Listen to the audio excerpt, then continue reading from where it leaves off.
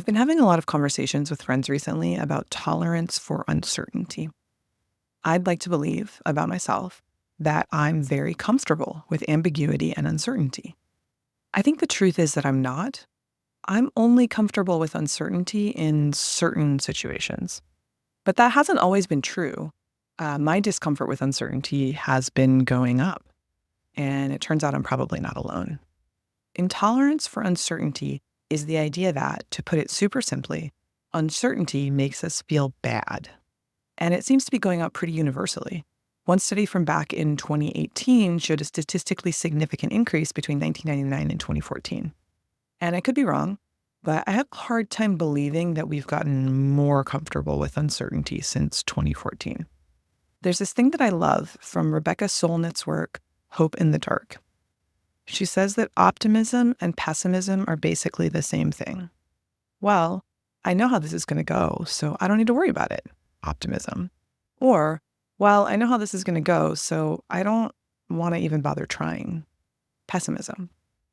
Optimism and pessimism are both a way of basically pretending to have certainty, wishing to have certainty.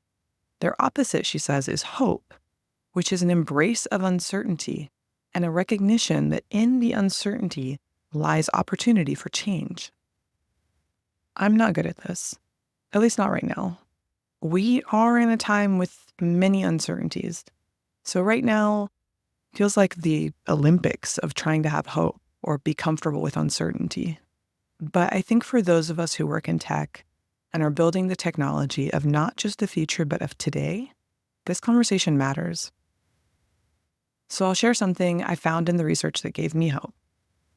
There are a few different variations of models for what tolerance or intolerance of uncertainty even is, psychologically and behaviorally. The one I like best, for many reasons, highlights that neither tolerance nor intolerance for uncertainty is actually bad or good. Both are just ways of relating to the mix of ambiguity, complexity, and probability that make something difficult to predict, and both have their pros and cons. So broad strokes, based on research into how medical practitioners relate to this, intolerance of uncertainty can lead to an approach that is better informed and more deliberate, but also potentially one that is slower and actually more likely to contain half-truths. While tolerance of uncertainty can lead to an approach that is more open and more courageous, but also potentially poorly informed and more likely to be careless or sloppy.